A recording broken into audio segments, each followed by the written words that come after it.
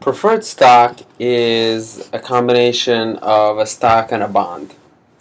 Why? Because it does pay dividends, which are a percentage, and it has a preference to other securities, like it has preference over equity, and it could be converted into common sometimes. So it's more like a hybrid security. And preferred stock, the way I look at preferred stocks is that sometimes they convert to common, they can be paying dividends, and they're a bit like bonds. Most of them actually just pay a certain dividend, which is like a percentage. And also, a lot of them will convert to equity.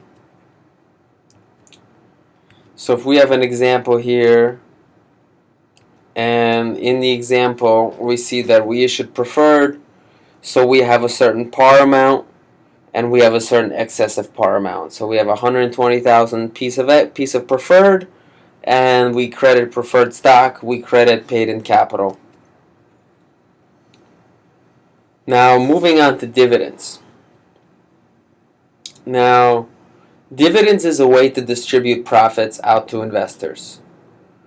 And a lot of times what dividends do is they come out of retained earnings. So when you pay a dividend, there's four types of dividends. You can have a cash dividend, liquidating dividend, property dividend, or stock dividend.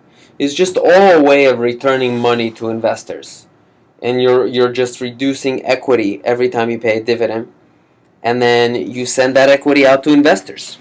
So you're reducing your cash position, you're reducing your equity via dividend. Now there's a couple of important dates that we have to look at. Once a dividend is declared, that's when we record it. We pay it out to the people who had the stock as of the date of record. Payment date is just when the cash moves. So when we have an example here, company paid 50 cents on 1.8 million shares July 16th, stockholders of record June 24th. So we debit retained earnings, what? Half of 1.8, so that's 900,000. So we get reducing retained earnings. We have a dividend payable, we recorded a liability. Record date, there's no entry. And date of payment, we get rid of the payable and we actually make the check. There you go. The cash payment goes out. You could have a property dividend. All it is just means you're paying the fair market value of the dividend out. So in this situation, there's a property dividend, and you debit retained earnings by the amount the property is worth, and the dividend is also the amount the property is worth. So in this case, they're paying out some of their equity investments, and have a market value of $2 million.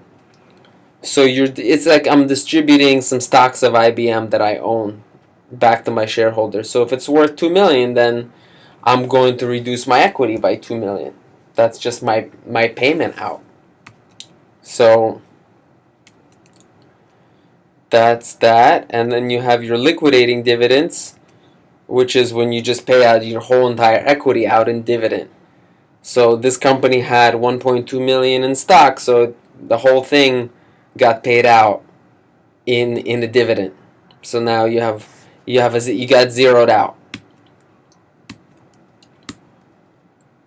Now with stock dividends, we have two situations here. When it's a stock dividend of less than 25% of the outstanding stock, it's called a small stock dividend. So it gets treated regularly. But if it's over that, then it's considered like a stock split. So let's see, this company has 1,000 shares. It declared a 10% stock dividend. So it issues 100 additional shares to current stockholders. So 100 shares at $130 per share. So we're reducing retained earnings by 13,000. and 10,000 of common stock dividend distributable. That's what goes out, and 3,000 in excess of par that we're reducing the paid-in capital account by.